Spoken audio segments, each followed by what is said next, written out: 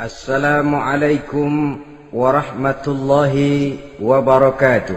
Waalaikumsalam warahmatullahi wabarakatuh. Bismillah walhamdulillah wassalatu wassalamu ala sayyidina Rasulillah wa ala alihi wa sahbihi wa mawalah. La hawla wa la quwwata illa billah, amma ba'du. Saudara-saudara kaum muslimin yang berbahagia, di dalam kehidupan ini kita senantiasa mengambil iktibar, contoh dan teladan dari orang-orang sebelum kita. Itu sebabnya kepada baginda Nabi kita Muhammad sallallahu alaihi wasallam Allah Subhanahu wa taala menjelaskan cerita para nabi sebelum beliau dalam ayat "Tsumma naqussu 'alaika min amba'ir rusuli ma nusabbitu bihi fu'adak." Demikianlah kami ceritakan kepadamu wahai Muhammad sebagian dari kisah para rasul-rasul sebelum kamu yang dengan itu akan memperkuat hatimu, meneguhkan keyakinanmu dan memantapkan pendirianmu. Inilah manfaatnya belajar dari sejarah.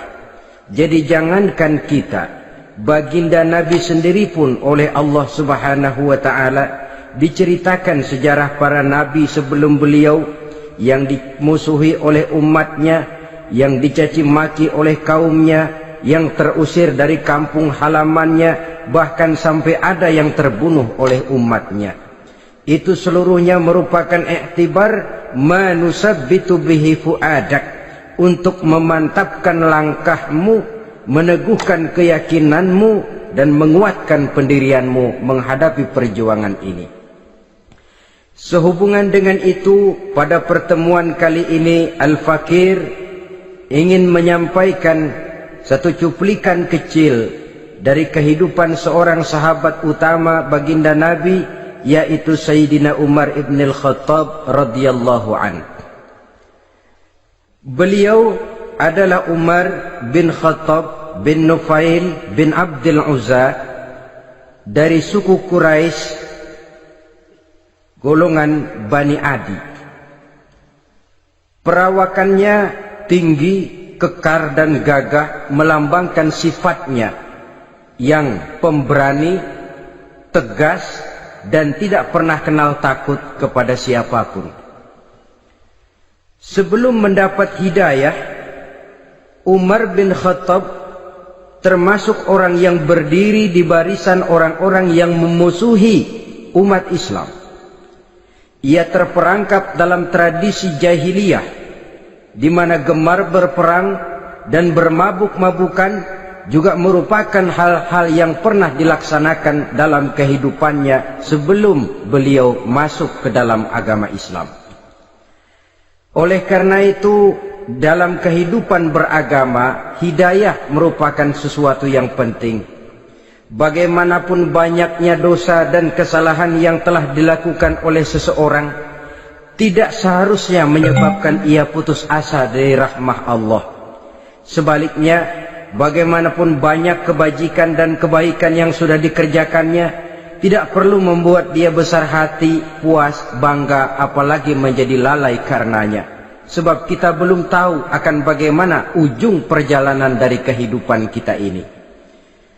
Saudara-saudara, kisahnya pun masuk Islam merupakan peristiwa yang menarik. Pada satu hari, dengan pedang terhunus, Umar bin Khattab menuju Darul Arqam, tempat di mana baginda Nabi biasa berkumpul dengan para sahabat.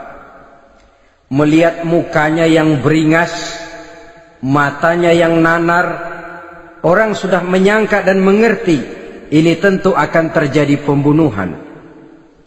Dalam perjalanan menuju Darul Arqam, Umar bertemu dengan Nuaim bin Abdullah. Nuaim bertanya, "Ya Umar, mau kemana ente?" "Mau membunuh itu, si murtad itu," kata. "Si murtad yang mana?"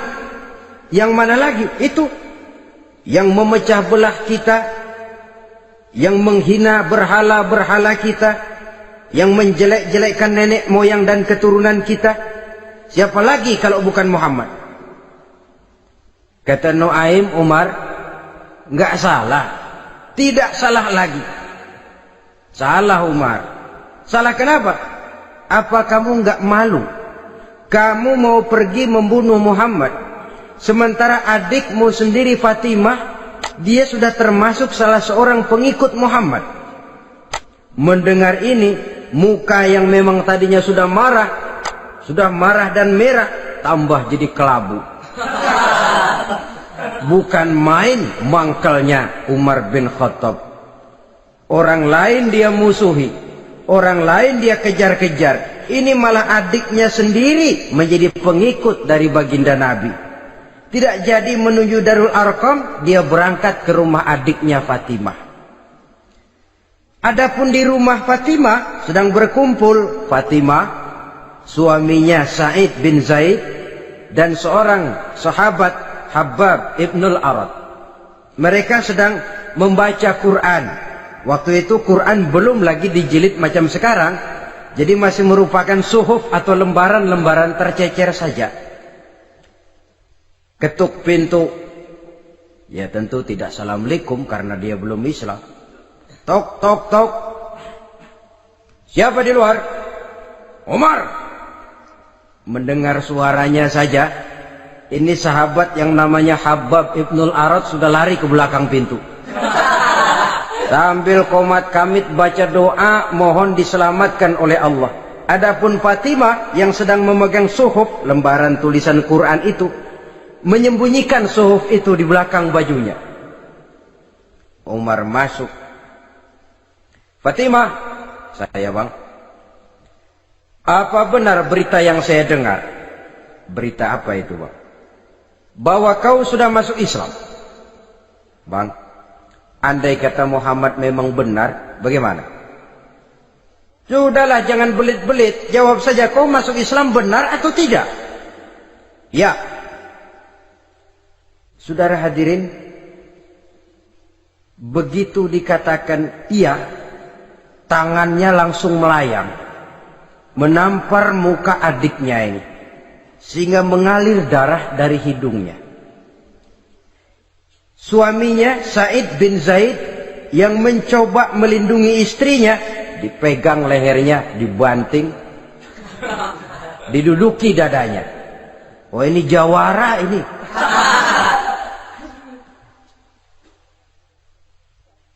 Namun pada saat sedemikian, suara kebenaran terpantul dari mulut Fatimah, adik dari Umar bin Khattab ini. Umar, apakah engkau memukul orang yang bersaksi bahwa tidak ada Tuhan melainkan Allah dan Muhammad Rasulullah? Apakah engkau menganiaya seseorang yang terpanggil untuk mengikuti kebenaran? Manusia macam apa engkau, Umar? Saudara, memang dia orang keras, tapi hatinya mudah menerima kebenaran. Sehingga mendengar kalimat adiknya ini tercenung dia sejenak, melongo, bengong kata anak sekarang. Ini kalau tidak karena keyakinan yang mantap, tidak mungkin orang ini, anak adik saya ini bicara macam begini. Umar, mengapa engkau memukul orang yang bersaksi bahwa tidak ada Tuhan melainkan Allah dan Muhammad Rasulullah? Mengapa engkau pukul orang yang mengikuti kebenaran, menerima hidayah dari Allah? Begitu yakin dan mantapnya, walaupun di tengah satu hal yang sangat menakutkan. Siapa yang tidak takut orang Quraisy berhadapan dengan Umar bin Khattab yang dikenal sebagai singa padang pasir pada waktu itu? Malahan dia termasuk salah seorang jagoan di tradisi masyarakat jahiliyah itu. Ada satu pasar yang namanya pasar Ukaz.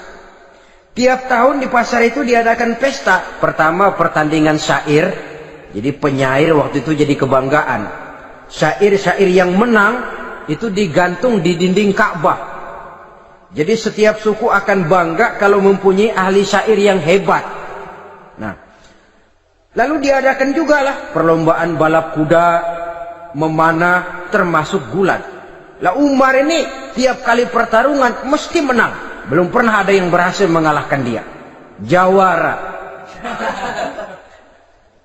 Saudara-saudara, mendengar adiknya begitu mantap hatinya, apalagi ketika adiknya berkata begitu, suhuf, lembaran yang disembunyikan di belakang bajunya tersembul. Apa yang kau sembunyikan di balik bajumu itu? Suhuf. Apa suhuf itu? Lembaran Al-Quran. Coba saya lihat. Enggak boleh. Kenapa? Kamu kotor. Orang kotor tidak boleh megang Quran. Saya mau lihat. Enggak boleh. Kalau kamu mau lihat, mandi dulu. Diturutinya permintaan adiknya itu. Lalu diambilnya suhuf tadi. Dia baca. Kebetulan ayat yang dibacanya, ayat pertama dari surah Toha, yang berlanjut dengan ayat 14 pada surah yang sama. Dia baca, Bismillahirrahmanirrahim. Toha, ma anzalna ilaikal Qur'ana litashqa illa tazkiratan liman yakhsha. Toha, tidaklah aku turunkan Al-Quran ini untuk bikin sukar manusia, melainkan merupakan pengingat bagi orang-orang yang takut kepada Allah. Lalu pada ayat ke-14, Innani anallahu la ilaha illa ana fa'budni. Sesungguhnya akulah Allah, tidak ada Tuhan melainkan aku, maka hendaknya hanya kepadakulah kamu menyembah. Wa aqimis salata li dzikri, dirikanlah salat untuk mengingat aku. Inna sa'ata atiyatun akadu ukhfiha litujza kullu nafsin ma tas'a. Sesungguhnya kiamat itu pasti akan datang, yang sengaja waktunya kami tidak beritahukan kepada kamu semua, untuk kami balas segala setiap orang tentang apa saja yang telah mereka lakukan dalam kehidupan di dunia ini. Setelah membaca ayat ini, gemetar tangannya. Ini sih nggak main-main ini. Ini belum pernah saya baca ajaran semacam ini. Tidak patut orang yang mempunyai kitab suci semacam ini dimusuhi. Ini sesuatu yang benar, tergetar jiwanya. Hei, Fatimah, Muhammad di mana Muhammad? Saya tidak akan memberitahu kepada kamu. Di mana? Saya tidak akan memberitahu. Lebih baik kau bunuh saya kalau memang maksudmu mau mencelakakan Muhammad. Sama sekali saya tidak akan mencelakakan dia, Fatimah. Kasih tahu saja, di mana dia? Darul Arqam. Bergegas dia menuju Darul Arqam. Di dalam Nabi memang sedang kumpul dengan para sahabat. Termasuk ada Sayyidina Hamzah yang juga terkenal jawara juga. Ketuk pintu. Ketuk pintu. Siapa di luar? Umar. Di dalam ini geger sebagian sahabat. Umar datang ini pasti bencana. Umar datang, wah, kalau istilah kampung, kerok dan urusan.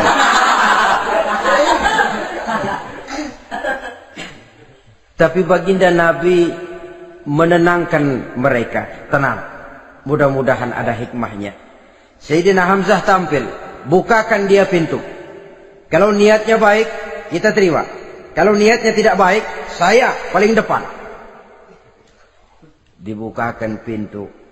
Begitu dibukakan pintu, Umar masuk merangkul baginda Nabi.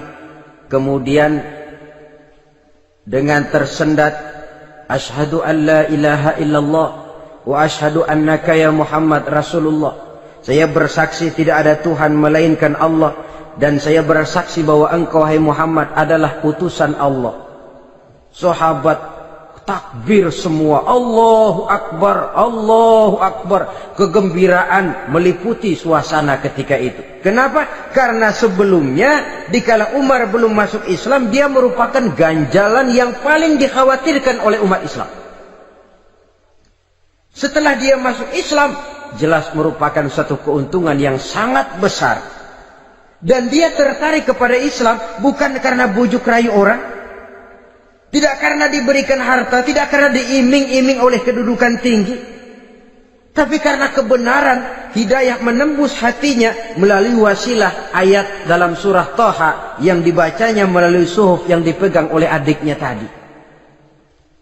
Sejak saat itu berubah 180 derajat Umar bin Khattab radhiyallahu anhu. Tetapi tetap dengan sifatnya keras, tegas, dan tidak pernah kenal takut kepada siapapun. Cuma kalau sebelum Islam, dia kerasnya kepada Islam. Setelah dia masuk Islam, muter arah. Kepada siapapun yang memusuhi Islam, dia bersikap keras, tegas, dan tidak pernah kenal takut. Bahkan setelah beliau masuk Islam, satu hari ketika di Darul Arqam kumpul-kumpul, waktu itu Nabi belum berdakwah secara terbuka karena pengikut masih sedikit. Sayyidina Umar usul, "Ya Rasul, ada apa Umar? Alasna 'alal haq fi mamatina wa mahyana." Ya Rasul, bukankah kita ini berdiri di atas sesuatu yang benar? Bukankah mati kita, hidup kita untuk melaksanakan sesuatu yang benar? Bala ya Umar, betul Umar. Wallazi nafsi biyadihi innakum la'alal haq in muttum wa in hiyitum. Demi Allah Umar, kata Nabi, sesungguhnya kamu dan kita semua berdiri di atas kebenaran, hidup ataupun mati.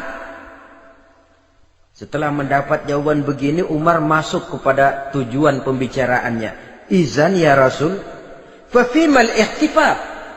Kalau memang begitu ya Rasul, kalau memang kita yakin kita berdiri di atas kebenaran, kita hidup karena kebenaran, kita mati pun memperjuangkan kebenaran, fafimal ikhtifa. Kenapa mesti ngumpet-ngumpet? Kenapa harus sembunyi-sembunyi? Wallazi ba'asaka bil haq, demi Allah ya Rasul, la takhrujanna wa la nakhrujanna ma'ak. Tuhan harus keluar menyampaikan Islam ini secara terbuka, dan kami akan mendampingi Tuhan dengan segenap jiwa dan raga. Sekali masuk Islam gak tanggung-tanggung.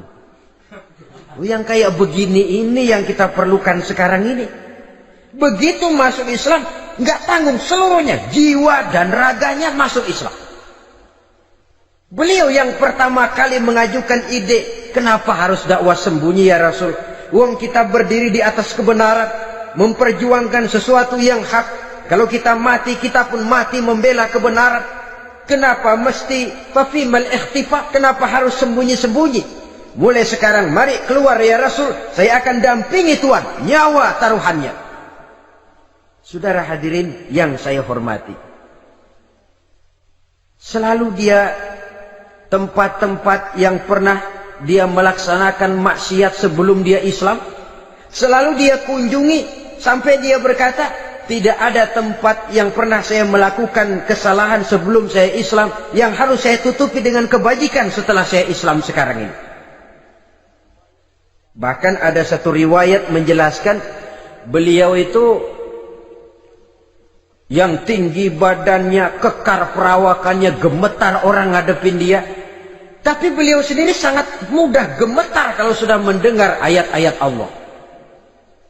Sehingga ada satu riwayat menjelaskan Sayyidina Umar itu setelah masuk Islam, kalau sholat kadang-kadang bila menoleh ke kanan beliau senyum, bila menoleh ke kiri beliau menangis berurai air mata. Ada orang bertanya, ya Umar, kenapa menengok ke kanan kau senyum, ke kiri kau menangis? Itulah kalau saya ingat jahilnya saya sebelum Islam. Adapun bila saya menoleh ke arah sebelah kanan saya tersenyum, teringat betapa dulu saya membuat berhala dari korma. Saya tumpuk-tumpuk, saya susun begitu.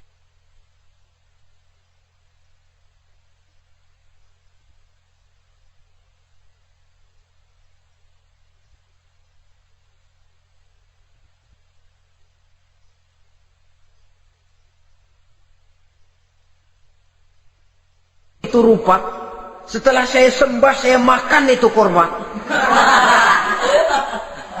Gagah betul saya waktu itu, sampai Tuhan pun saya makan. Adapun kalau saya menoleh ke kiri teringat putri kesayangan saya yang terbawa oleh tradisi jahiliyah, takut menanggung aib, merasa malu mempunyai anak perempuan, sampai dia terkubur hidup-hidup. Berurai air mata saya mengingat semua itu. Padahal Nabi sudah memberikan jaminan. Sebab saudara, jangan lupa, orang kafir masuk Islam, dalam Islam itu dihitung dari bayi lagi. Dari nol, itulah untungnya. Jadi misalnya sudah 60 tahun, dari kecil sampai 60 tahun kafir. Umur 61 masuk Islam. Nah, sejak umur 61 itulah yang dihisab oleh Allah. 60 tahun ke bawah, gratis, bersih, pemutihan. Istimewa betul. Tapi jangan lalu diniatin, gua kafir aja. Nanti sudah tua-tua mau giliran mati baru Islam. Nah, itu diniatin lain. Ini yang karena faktor hidayah, saudara-saudara. Nah, cintanya kepada baginda Nabi luar biasa. Dalam setiap pertempuran beliau selalu di front terdepan. Bahkan demikian cintanya sampai ketika hari di mana baginda Nabi wafat, saudara-saudara. Disampaikan berita wafat Nabi kepada Umar ini. Ya Umar, baginda Nabi sudah wafat. Kamu ngomong apa? Baginda Nabi sudah wafat. Bukan sedih, nyabut pedang, keluar matanya melotot. Siapa yang bilang Muhammad mati, saya tabas batang lehernya. Begitu cintanya beliau kepada baginda Nabi, sampai-sampai nggak menerima kalau Nabi wafat. Taruhlah nggak bisa mati bersamaan, bolehlah mati beriring-iring saja barangkali maksudnya. Saudara-saudara, cabut pedang, kelayaban kemana-mana. Ayo, siapa ngomong Muhammad mati, saya tabas batang lehernya. Sampai bertemu dengan Sayyidina Umar, Sayyidina Abu Bakar. Di tempat orang banyak, Sayyidina Abu Bakar yang bijaksana ini pidato. Ayuhan nas, man kana ya'budu Muhammadan fa inna Muhammadan qad mata wa man kana ya'budu Allah fa inna Allah hayyun la yamut. Wahai manusia, barang siapa yang menyembah Muhammad, maka Muhammad sudah mati. Tetapi barang siapa yang menyembah Allah, Allah akan hidup selamanya dan tidak akan pernah mati. Mendengar pidato ini, Sayyidina Umar sadar bahwa sebenarnya yang tidak bisa mati itu cuma Allah. Bagaimanapun agungnya baginda Nabi, besarnya baginda Nabi, tinggi akhlak budi pekertinya Nabi, cintanya beliau kepada Nabi, toh Nabi manusia dan manusia harus mati. Kemudian dibacakan surah Ali Imran ayat 144. Wa ma Muhammadun illa rasul qad khalat min qablihi rusul afa immata aw qutilan qalabtum ala aqabikum. Muhammad tidak lain daripada manusia, telah datang kepadanya rasul. Apakah jika ia mati engkau kembali menjadi murtad atau mundur ke belakang? Mendengar ayat ini dibacakan, Sayyidina Umar sadar, berurai air matanya, menangis dalam kesedihannya. Ini cintanya yang demikian tinggi kepada baginda Rasulullah sallallahu alaihi wasallam. Begitulah seluruh kesalahan yang dia lakukan pada saat sebelum dia masuk Islam, berusaha dia tutupi dan dia tebus dengan segala kebaikan, pengabdian, perbuatan soleh setelah dia masuk Islam. Sehingga diajarkan oleh baginda Nabi, ittaqillaha haitsu ma kunta wa atbi'i sayyi'atal hasanata tamhuha wa khaliqin nasa bi khuluqin hasanin. Bertakwalah kamu kepada Allah, kata Nabi, dimanapun saja kamu berada. Jadi takwa tidak kenal tempat. Dimanapun saja kamu berada, bertakwalah kepada Allah. Di rumah takwa, di pasar takwa, di kantor takwa, di tengah orang banyak takwa, pada waktu sendirian takwa. Ittaqillaha haitsu ma kunta. Bertakwalah kau kepada Allah dimanapun saja kamu berada. Jangan takwa pakai tempat. Di masjid takwa, di kantor nyolong. Itu tidak haitsu makunta. Yang diajarkan oleh Nabi, dimanapun kamu berada, bertakwalah kepada Allah. Wa atbi'i sayyi'atal hasanah tamhuha. Dan iringi perbuatanmu yang salah dengan kebaikan. Jadi kalau satu saat terselip kita berbuat salah, cepat iringi dengan kebaikan. Tamhuha, dengan harapan kebaikan yang kita kerjakan akan menutupi dosa yang terselip kita lakukan. Ngomongin orang, astagfirullahaladzim, banyak istighfar. Istighfarnya mudah-mudahan bisa nutupin dosa karena ngomongin orang. Tapi jangan lalu tambah sulap. Ngomongin orang istighfar, terus ngomongin lagi istighfar lagi. Itu tentu tidak bisa dengan cara begitu. Barangkali terselip pernah mengambil harta orang tanpa alasan yang hak, imbangi dengan rajin sedekah misalnya. Barangkali pernah menyakiti hati orang, imbangi dengan perbuatan yang bisa menyenangkan hati orang lain. Itu namanya mengiringi perbuatan yang bersifat salah dengan kebajikan. Ini yang dilakukan oleh Sayyidina Umar. Setiap pelosok hampir dia datangi. Tempat-tempat di mana dia pernah melakukan kesalahan sebelum Islam, di sana dia tegakkan kebajikan dan kebaikan. Kegagahannya, keperkasaannya, keberaniannya sepenuhnya bulat-bulat sudah diwakafkan untuk kepentingan Islam. Saudara hadirin yang saya hormati, diperlukan orang-orang yang punya keberanian macam Sayyidina Umar. Berani karena panggilan hidayah, bukan berani babi. Babi berani juga babi, cuman nyeruduk. Artinya berani yang tanpa pertimbangan. Berani yang tanpa pertimbangan pada akhirnya akan menyulitkan kita sendiri. Beliau gagah, beliau berani, beliau punya kekuatan, beliau punya wewenang, dan itu dimanfaatkannya untuk menjadi backing baginda Nabi kita Muhammad sallallahu alaihi wasallam. La takhrujanna wa la nakhrujanna ma'ak ya Rasul. Ya Rasul, keluar, sampaikan dakwah secara terbuka. Saya akan mendampingi Tuhan. Jika ada yang ganggu Tuhan, saya paling depan. Backing yang mendampingi Rasul untuk menyampaikan risalah Islamiyah ini. Saudara hadirin yang saya hormati, wa khaliqin nasa bi khuluqin hasanin, kata Nabi. Dan pergaulilah manusia dengan akhlak yang baik, karena dengan ini kau bisa mengambil hati orang. Dalam hadis lain katakan, innakum la tas'una an-nasa bi amwalikum walakin yas'uhum minkum bastul wajhi wa husnul khuluq. Kamu tidak akan bisa menyenangkan orang banyak dengan hartamu, tapi kamu bisa ambil hati mereka dengan budi pekerti yang luhur dan muka yang manis. Dengan harta belum tentu kita bisa menyenangkan semua orang, tapi budi pekerti yang luhur, muka yang manis, itu yang akan bisa membuat kau menyenangkan orang banyak.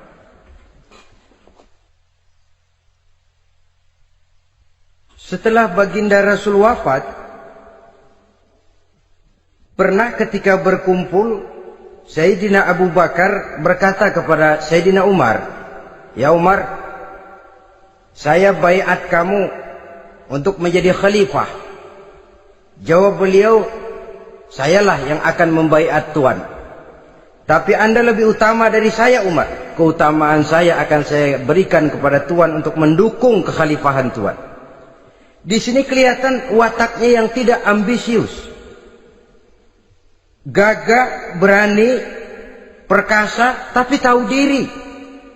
Enggak nyelonong. Tidak menggunakan kekuasaannya, kegagahannya untuk maksud yang sewenang-wenang. Oleh karena itu setelah Sayyidina Abu Bakar wafat, beliau dilantik menjadi khalifah, keluarlah pidatonya yang terkenal. Ayuhan nas, inni qad wullitu alaikum walastu bi khairikum. Hai manusia, aku telah dipilih menjadi pemimpin kamu, padahal aku bukanlah orang yang terbaik di antara kamu. Kalau tidaklah karena aku melihat keutamaan, keteguhan yang dapat melindungi kalian, berat rasanya aku memikul amanah ini. Sebab apa? Alangkah beratnya menunggu datangnya perhitungan di akhirat nanti terhadap Umar. Ini yang jadi motifnya memegang jabatan khalifah. Sungguh berat bagi Umar menunggu datangnya saat perhitungan. Sehingga seolah-olah kalau bisalah jadi Umar bin Khattab saja, jangan jadi khalifah kalau bisa. Tapi moya umat sudah kadang memilih. Sehingga benar kalau dalam satu hadis Nabi pernah mengajarkan jangan memberikan satu jabatan kepada orang yang memintanya. Sebab orang kalau sudah minta jabatan, apalagi pakai jilat-jilat, pakai upeti-upeti, tentu ada tendensinya. Ada batu di balik udang. Kalau udang di balik batu kan mungkin nggak kelihatan, tapi kalau batu di balik udang kelihatan betul itu. Ada maunya, ambisinya. Jangan memberikan satu jabatan kepada orang yang memintanya. Seakan di batinnya Sayyidina Umar menyesali. Kenapa Umar nggak jadi Umar saja, kok mau jadi khalifah gitu. Alangkah berat perhitungan buat saya di akhirat nanti. Nah, setelah jadi khalifah, sebagai satu i'tibar, saya akan mencoba mengemukakan beberapa sifatnya yang menonjol untuk pelajaran buat kita semua. Pertama, sikapnya terhadap keluarganya setelah beliau menjadi khalifah. Kedudukan sebagai keluarga Umar bin Khattab bukan merupakan kedudukan istimewa. Itu ditanamkan betul kepada keluarganya. Jangan karena bapakmu khalifah, lalu mentang-mentang anak khalifah kau merasa dapat fasilitas, merasa bisa berbuat semau-maumu. Kau harus punya tanggung jawab dan beban moral, memberikan contoh yang lebih baik kepada rakyat. Ini yang ditekankan kepada keluarganya. Kalau beliau mau mengeluarkan undang-undang, undang-undang itu lebih dahulu dibicarakan di tengah keluarganya, kumpul anak-anaknya. Ini akan ada undang-undang begini. Siapa di antara kalian mau mentaati, persilakan. Yang tidak pun persilakan. Tapi saya ingatkan, kalau ada dari keluarga Umar yang melanggar peraturan yang saya keluarkan ini, saya akan menghukumnya 2 kali lipat karena dia keluarga saya. Menghukumnya 2 kali lipat karena dia keluarga saya. Jadi bukan mentang-mentang anak babe lalu kebal hukum. Tidak. Siapa yang diantara kalian melanggar peraturan ini, akan aku kenakan hukuman 2 kali lipat karena dia keluargaku. Nah, saudara hadirin yang saya hormati, lalu berwibawa, dijaga betul keluarganya. Suatu hari beliau datang ke rumah putranya Abdullah bin Umar. Ketika masuk dilihatnya Abdullah bin Umar sedang makan daging. Makan daging. Merah muka Umar. Mentang-mentang anak khalifah ya. Mentang-mentang anak Amirul Mukminin ya, kamu makan daging. Lihat tuh rakyat kita masih banyak yang kelaparan, makan daging, makan roti keras. Padahal itu halal. Sesuatu yang diperoleh dengan usahanya sendiri. Tetapi begitu hati-hatinya Umar untuk menjaga pandangan orang. Keluarga khalifah merupakan beban moral sebab akan dijadikan contoh oleh rakyatnya. Mentang-mentang anak khalifah ya makan daging. Lihat tuh rakyat, roti keras digarotin. Lain saat beliau pergi ke satu pasar. Di situ dilihat ada sapi gemuk-gemuk. Tempat lain sapinya kurus-kurus. Tanya, ini yang gemuk-gemuk sapi siapa? Sapi Abdullah bin Umar. Sapi anaknya. Panggil Abdullah bin Umar, suruh sini. Datang anaknya itu. Abdullah bin Umar, bagaimana ceritanya sampai ini? Begini, Bapak. Dahulu itu dengan uang saya beli sapi kurus-kurus. Lalu saya rawat Saya berikan upah orang untuk merawat sapi-sapi itu. Sampai sekarang dia menjadi gemuk. Akan saya jual dan keuntungannya tentu sesuatu yang halal. Subhanallah, kata Umar. Kau ini anak Amirul Mukminin. Jual sapimu, ambil modalnya, untungnya, masukkan Baitul Mal untuk urus kepentingan orang Islam. Dia nggak mau anaknya terlibat bisnis, ndompleng kekuasaan ayahnya. Karena mentang-mentang anak khalifah lalu segala macam bisnis lancar. Orang takut karena apa? Anak babe. Ada lagi. Pada waktu pembagian harta ghanimah, putri beliau yang namanya Hafsah, ini adalah istri baginda Nabi, meminta bagian. Kaum kerabat ayah, ini kerabat khalifah, kitalah dulu kerabat. Kalau kau kerabatku, maka jatahmu nanti dari ayahmu. Harta ini masih lebih banyak dibutuhkan oleh orang-orang Islam. Nanti belakangan kalau ada sisanya. Belakangan kalau ada sisanya. La haula wala quwata illa billah.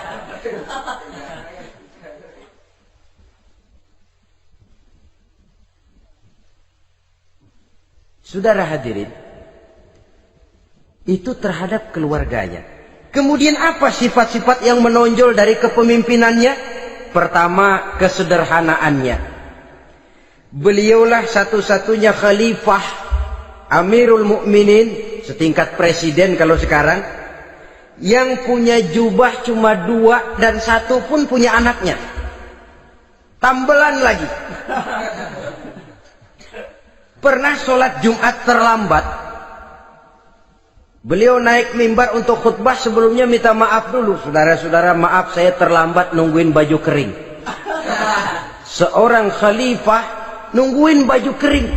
Sederhana dalam kehidupannya. Mari kita ambil satu cerita lagi. Pada waktu beliau jadi khalifah, yang diangkat jadi gubernur di Mesir adalah Amr bin As. Amr bin As hidupnya lebih mirip kaisar.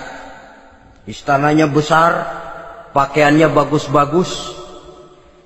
Nah, yang paling mengganggu pikiran Amr bin As, di sebelah istananya ini ada gubuk reot, kepunyaan orang Yahudi lagi.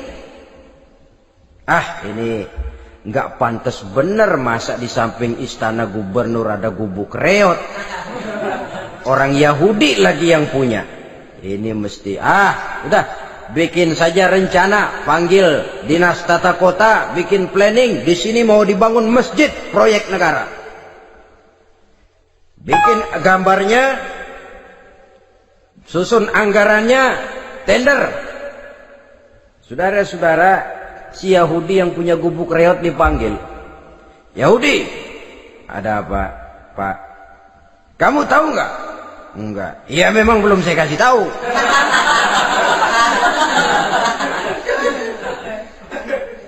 Ada apa, Pak? Itu kamu punya gubuk. Tahu? Kena proyek. Proyek apa, Pak? Kami mau bangun masjid besar di situ. Dan tidak sesuai ada gubuk reot di samping tempat gubernur. Jadi maksud Bapak, gubukmu, tanah-tanahnya mau saya bebaskan. Saya beli. Enggak mau, Pak. Saya enggak mau jual. Saya bayar 2 kali lipat. Enggak mau. 3 kali lipat. 6 kali lipat juga enggak mau, Pak. Saya dari muda peres keringat banting tulang cuma segitu-gitunya, Pak, tempat saya tinggal. Gubuk reot sama tanahnya sedikit. Makmur saya, Pak, cuma rumah sama sumur.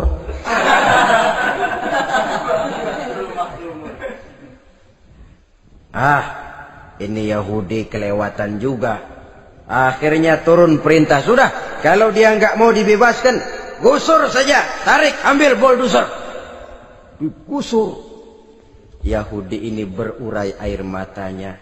Aduh, begini jadi rakyat kecil, udah jatuh ketiban ember lagi. Tapi pikir-pikir Amr bin As kan bukan yang paling atas. Dia kan cuma pejabat, masih ada atasannya lagi. Lapor lapor. Yahudi ini berangkat ke Madinah. Bayangkan dari Mesir ke Madinah. Jalan. Di sepanjang jalan dia berpikir. Pikir membanding-banding. Kalau gubernurnya saja istananya begitu mewah, apalagi khalifahnya. Kalau gubernurnya galak main gusur, apalagi khalifahnya. Dan saya bukan orang Islam, apa dia lemin ngadu? Apa dapat tanggapan? Berangkat dia sambil harap-harap cemas. Sampai di pintu kota Madinah, dia temui orang lagi tidur di bawah pohon korma. Selamat siang Pak. Ada apa? Pak. Apa? Mau lapor. Lapor apa?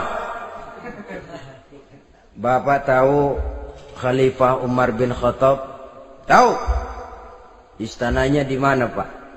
Istananya di atas lumpur. Di atas lumpur. Di atas lumpur. Pengawalnya banyak Pak. Banyak. Siapa Pak? Yatim piatu, janda-janda tua, orang-orang miskin, orang-orang lemah. Itu pengawalnya. Pakaian kebesarannya apa sutra apa Pak? Pakaian kebesarannya malu dan takwa. Saya nggak ngerti Pak. Itulah Umar bin Khattab. Lalu orangnya sekarang di mana Pak? Di depan ente. Rupanya yang dia tanya itulah orangnya. Gemeter Yahudi ini, keringat bercucuran. Coba, istananya di atas lumpur. Sebab beliau berprinsip, bagaimana saya bisa menghayati nasib rakyat kalau saya tidak merasakan apa yang mereka rasakan? Bagaimana saya nggak bisa tahu sakitnya lapar kalau saya belum pernah kelaparan? Itu prinsipnya. Istananya di atas lumpur.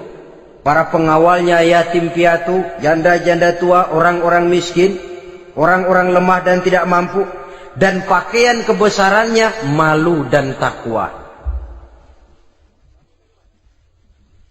Kamu dari mana? Dari Mesir Pak. Ada apa? Mau laporan gubernur Bapak di Mesir yang namanya Amr bin As. Kenapa? Main gusur aja Pak. Ceritanya? Iya, dia mau bangun masjid. Kebetulan di areal itu saya punya tanah sama gubuk segitu-gitunya. Saya nggak mau dibeli. Digusur Pak. Saya mau mencari keadilan. Begini. Kamu lihat tempat sampah itu? Lihat.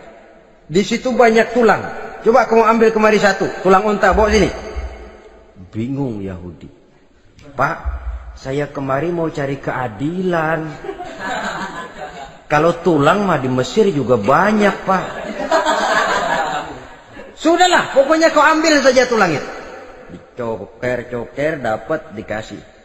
Tulang itu digaris lurus oleh Sidina Umar dengan ujung pedang. Red. Nah, nih, kau bawa kepada Amr bin As. Makin bingung itu Yahudi.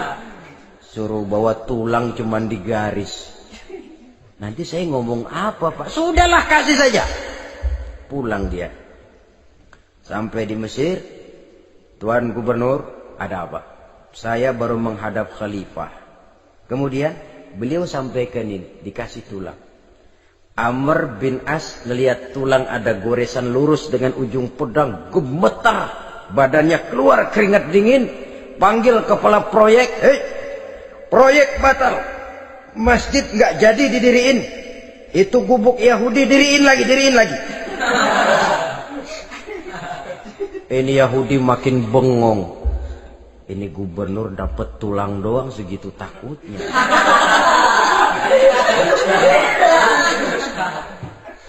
Ada apa sebenarnya Tuan Gubernur? Kamu tahu? Ini nasihat pahit buat saya dari Amirul Mukminin Umar bin Khattab. Seolah-olah beliau bilang, "Hai Amr bin As, jangan mentang-mentang sedang berkuasa ya. Pada suatu saat kau akan jadi tulang-tulang kayak begini. Maka mumpung kamu masih hidup dan berkuasa, berlaku lurus dan adillah kamu seperti lurusnya garis di atas tulang ini. Red. Lurus, adil, jangan bengkok. Sebab kalau kamu bengkok, nanti aku yang luruskan pakai pedangku. Siapa yang nggak ngeper digituin?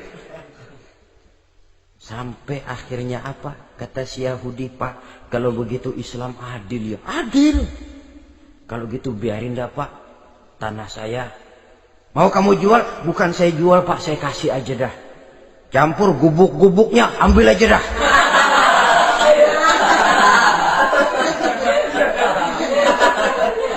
Masuk Islam si Yahudi ini oleh karena keadilan dari Umar bin Khattab. Begitulah kesederhanaan hidupnya. Sampai saudara, yang ironi betul, pernah Utsman bin Affan, Ali bin Abi Thalib, Thalhah dan Zubair kumpul mendengar berita bahwa Sayyidina Umar ini punya hutang. Bayangkan, seorang khalifah untuk melangsungkan hidupnya sampai punya hutang. Padahal Baitul Mal di bawah kekuasaannya. Berunding Utsman, Ali, Thalhah, Zubair. Kalau kita langsung ngomong sama Umar nggak enak dong, dia nggak bakalan terima. Lewat putrinya aja, Hafsah deh. Baik. Hafsah ngomong sama Umar, Abah, kenapa? Bagaimana kalau honor Abah ditambah, ditingkatkan supaya hutang bisa ketutup? Hafsah, saya Abah. Siapa yang nyuruh kamu ngomong begitu? Enggak ada. Ada. Saya tahu ada ini. Kalau enggak ada, kamu enggak mungkin ngomong begitu. Tapi orangnya kalau saya tuntut, mereka mungkin enggak mau. Sekarang saya mau tanya Hafsah, kau kan istri Rasul, betul?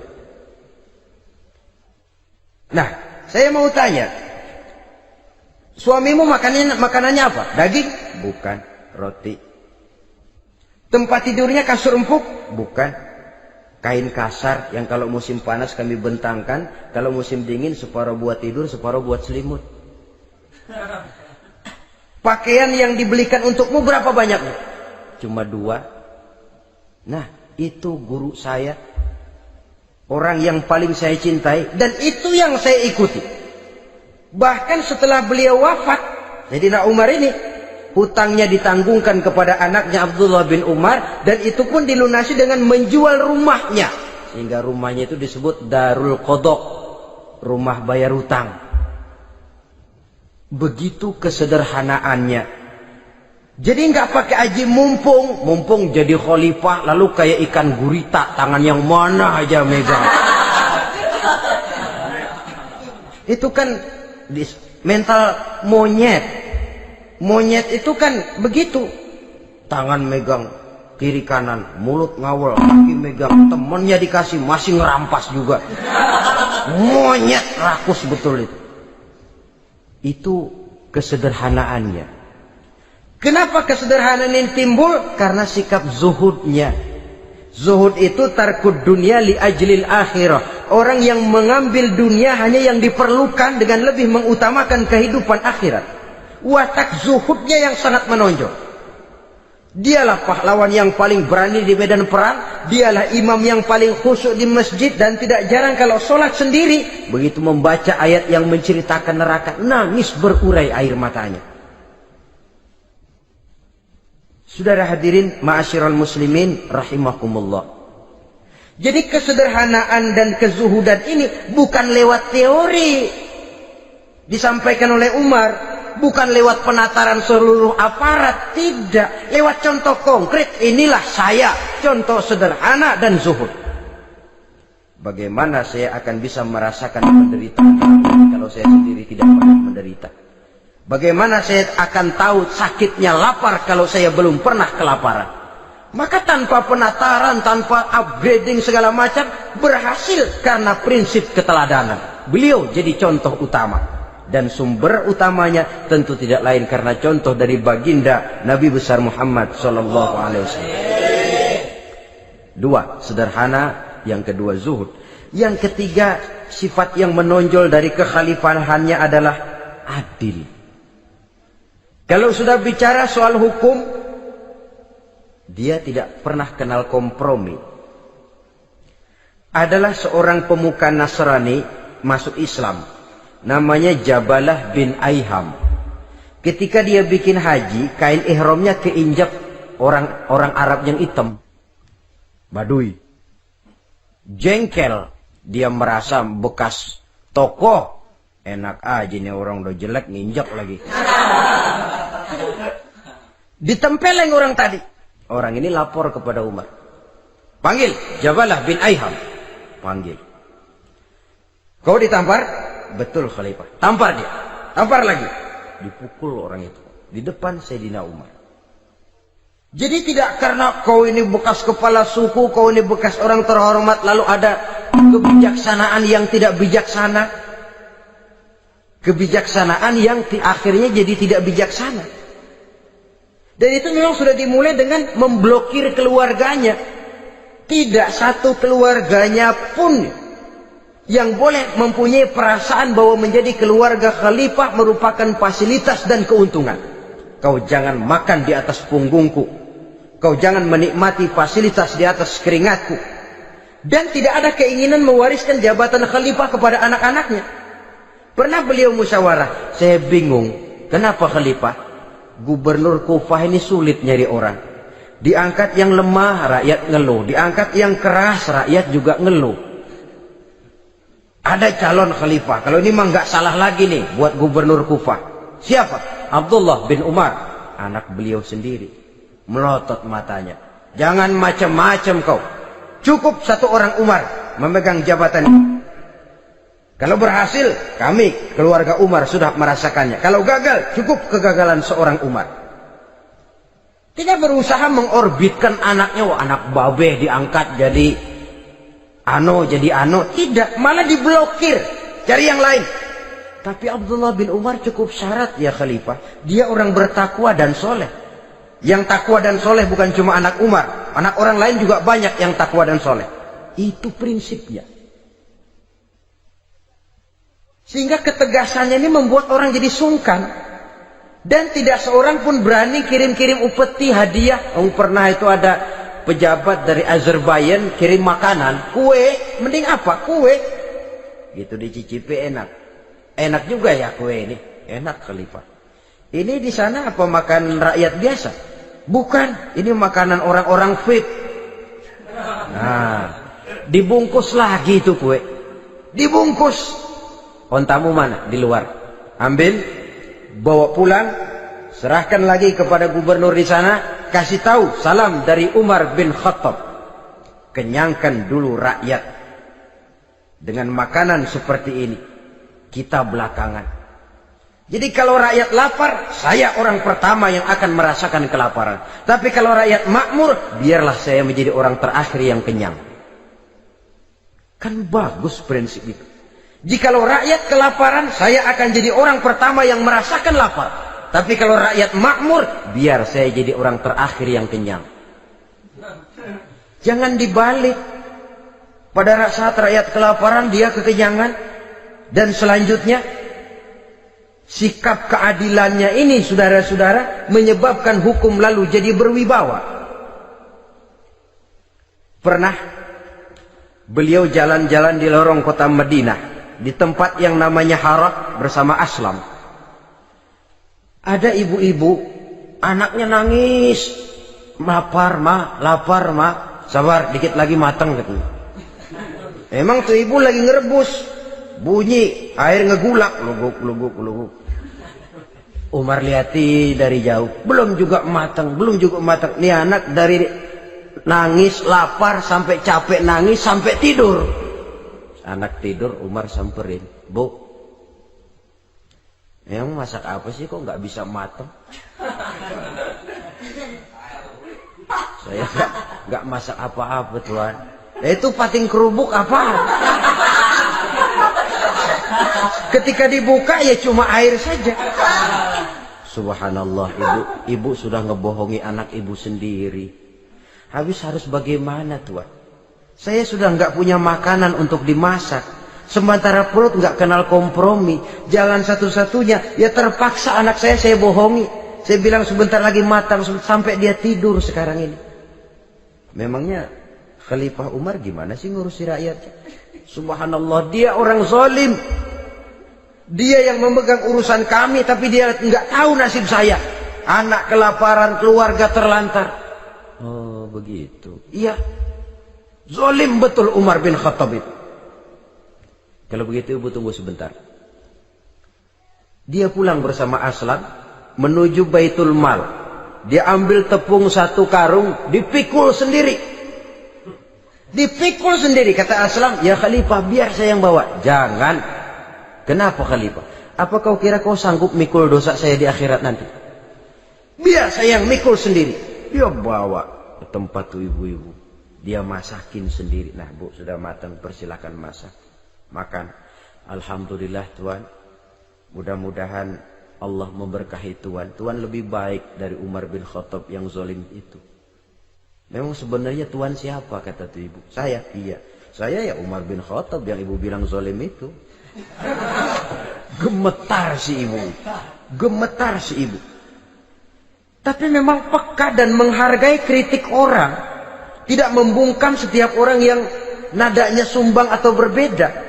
Kadang beliau berkata, saya khawatir karena orang terlalu segan dengan saya, lalu nggak ada yang berani negor kalau saya salah. Kan begitu biasanya. Karena sudah terlalu segan, lalu semuanya orang mau diaminin saja. Asal dibilang nggak benar, marah, jengkel. Lalu disingkirin, maunya diiyain, inge kula nuwun. Oke bos. Beliau bilang, saya khawatir kalau tidak ada orang yang mau menegur kesalahan saya jika saya terlanjur nanti. Tahu-tahu muncul orang, demi Allah, saya akan menegur Tuhan dengan pedang saya ini. Cerah mukanya, senyum bibirnya, alhamdulillah. Anak muda, saya memerlukan orang macam kau. Yang berani berkata ya terhadap yang benar dan tidak terhadap yang tidak benar, apa dan bagaimanapun resikonya. Di sini kelihatan sikap beliau menghadapi orang yang berbeda pendapat.